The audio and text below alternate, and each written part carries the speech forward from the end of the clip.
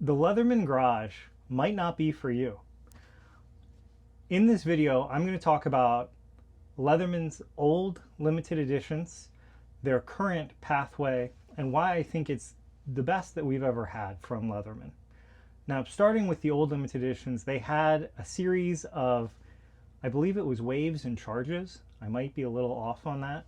And they were gold. Some were solid gold, some were silver, some had silver accents, some had gold accents, and these were very expensive. I remember being unable to buy them as a young person who was really into Leatherman, and their pricing was $600 to $1,200, and then for the solid gold one, I think it was $40,000. I'm not 100% on the pricing, but I know it was astronomical to the point where I was never going to be able to afford it. I can't afford it now, getting one of the solid gold ones. Not that I think that was meant for mass market, but that was how I saw Leatherman limited editions. Now, as we go further along, I feel they've only gotten better. We have the Damasteel versions with the ironwood and marbled carbon fiber. I think the marbled carbon fiber is one of the most attractive tools they've ever made. And then we have the Garage series. Now, the marbled carbon fiber and the ironwood, they were, I believe, $300 a piece, which is a significant premium over the regular versions. And I do understand Damasteel is much more expensive than regular. I think they were using 154 at the time, but Damasteel also requires a lot of hand finishing, and it needs to be etched, and it's a lot of handwork, so I do get the price premium. Now then we go to the Garage, and we have the first release of the Garage was the Mr. Crunch. And this is an awesome tool. Not only is it an awesome tool, but they did add my favorite, this is probably my favorite Leatherman tool, the chisel, which hasn't come to any other platforms. And the only tool on here that isn't interchangeable that has come to other platforms is the microbit driver, which is a bit underwhelming. And I do get the criticism that the tools on the Garage series haven't really filtered down, I do think is a valid criticism, because this is an awesome tool and I would love it on other Leatherman products, but there's no other options for the chisel, and you can't really bring yourself to use a $3,000 tool or $2,500, whatever it is now. So I get that, having these tools be available. And I do understand this is a very expensive tool to produce. These are metal injection molded. It takes a lot of time, a lot of money to develop this. And I believe that the retail price was $249, which to produce this tool, I don't think they broke even on it even. And I think that's how most of the Garage series are. I think that they are just cool ideas that the engineers and Tim in this case wanted this one, and the other people want to put out into the world, and they're writing it off as a marketing expense. And I do think it's great for us as fans, because Leatherman has a long history of producing really cool tools that no one cares about. I believe this is the Klamath. It might be the Nehalem. The names are a bit funny on these, but you have a hunting knife as well as a bone saw, and then it also functions as a gut hook. But no one bought this. The reason that this is special is because no one cared about it. So I understand that Leatherman has a history of producing really cool ideas and then being left with inventory, being left with tooling, being left with things that don't help them. The Genus. This is a less cool idea, but I still like it. You have what is basically a surge handle, and then a functional pruners. Now, is this like the best pruners?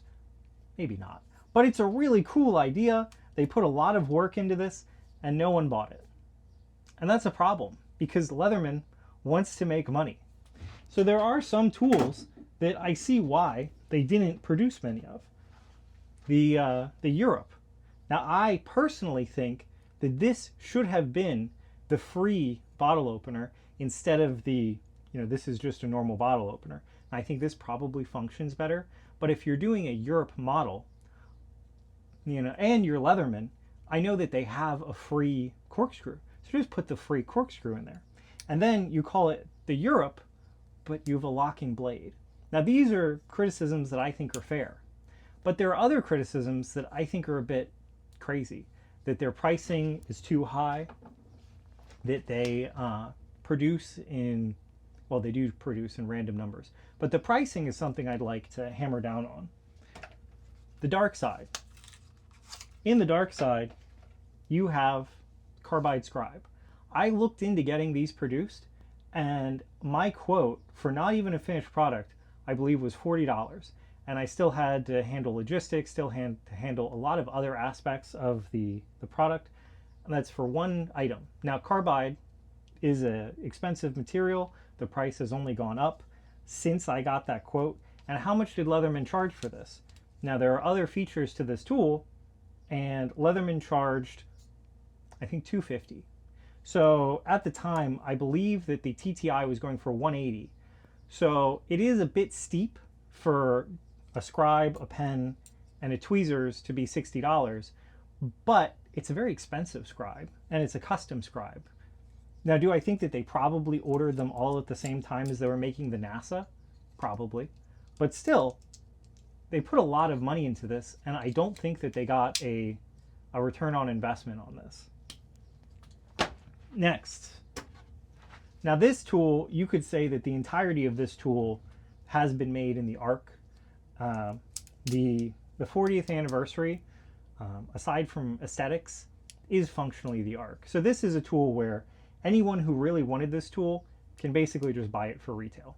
You can go buy an ARC, and aside from the spring-loaded pliers, which are cool, the adjustable pivot, which I wish that they just sold the pivot. Just sell the pivot. Let people, there are plenty of modders, there are plenty of crazy people who will just drill out their tool and put in the pivot. So just sell the pivot. That's something that I think a lot of the community would appreciate, but we don't really have it. But I would love that. So yeah, this is basically just the ARC with like what looks to be a broken file. I don't know why that was the choice there, but it was. It's weird looking. But yeah. Then we have the most recent tool. Well, the 9 just came out, but the most recent multi-tool was the Captain Crunch. Now the Captain Crunch, I think it was one of the most community-centered tools that they've ever produced. You want the crunch? Here's 2,000 units. 2,000 units, cheaper than you can get them on eBay, and they have unique tools. So now these unique tools were also tools that, you know, how many people have asked for Leatherman to put a scalpel on something? How many people have wanted more T-shanks? They give you both in one tool. And people are saying, well, you could use the vice jaws to put tools in it. It's a pin vise. You can put anything in a pin vise. You could put a bit into the vice jaws, and you've then, so does that mean you don't want a screwdriver on your tool because you can put anything into a vice grips? No, you know, it is ease of access. And the tools that you gave up to get that were, I think, a 3D Phillips, a file, and a couple flatheads. I think it's really cool. And so now then other people, this is one of the craziest criticisms. Let me spend a couple minutes to unscrew this, it feels like. And people were saying, well, it already has a bit driver. Would you prefer to do that or this? I know what I prefer, and I know what most of the world prefers, and then you have a part of your tool which is off. And then I'm not going to do this, you know, and not speak because I think it just takes too long. You know, no one would ever watch this. So yeah, I love the 8. I think the 8 is a really cool tool. I think, once again, it's Leatherman putting out a tool that people have been desiring, the crunch. Because let's face facts, if you don't have a crunch, this is an awesome option. Not only is it the crunch, but it's Crunch Plus. And anyone could buy one. They were in stock for a large period of time. I think it was like an hour and a half. And when I say a large period of time, you know, compared to where can you buy a crunch right now. So there's a lot of really cool ideas.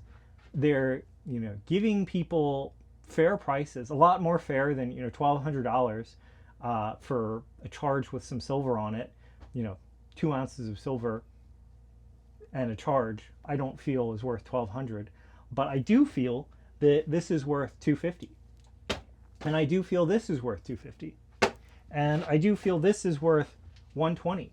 So Leatherman is giving people the opportunity to buy these items at a fair price.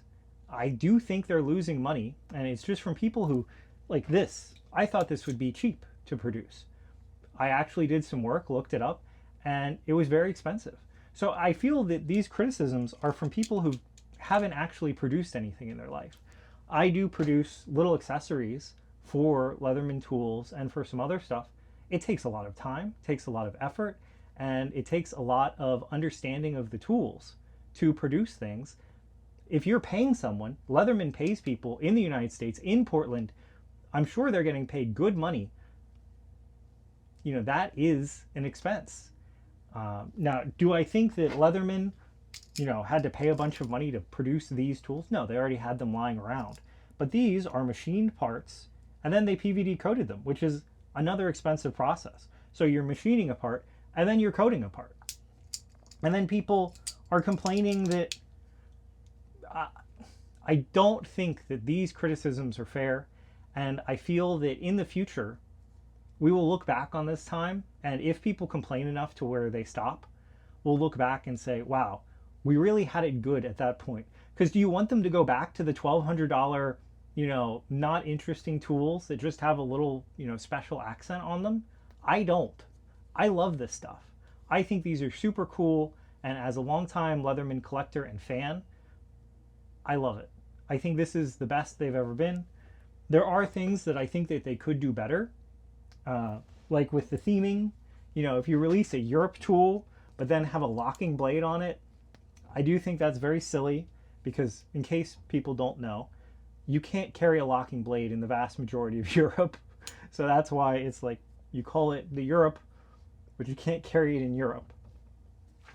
But yeah, aside from that, I don't have any, issues with most of the Leatherman lineup. The Harvest wasn't for me. The Malloy wasn't for me. I have lots of fixed blades. It's not something that I really need. I even, I do have Leatherman fixed blades. Now, if, they release something like this, well then we have a different discussion. But yeah, Leatherman, I need to edit that. So Leatherman has a long history of making really cool stuff, nobody buying it. Well, Leatherman has figured out, well, we can make really cool stuff, we'll make a little bit of it, our fans will like it, and people are then complaining about it. So I really hope people think about the other option, because the other option is just the high dollar, hard to obtain, limited editions where there's no real intrigue or interest, and we don't get anything. So I really like how things are, and I hope you do too. So thank you, and next video will be why I think Leatherman still make the best multi-tool.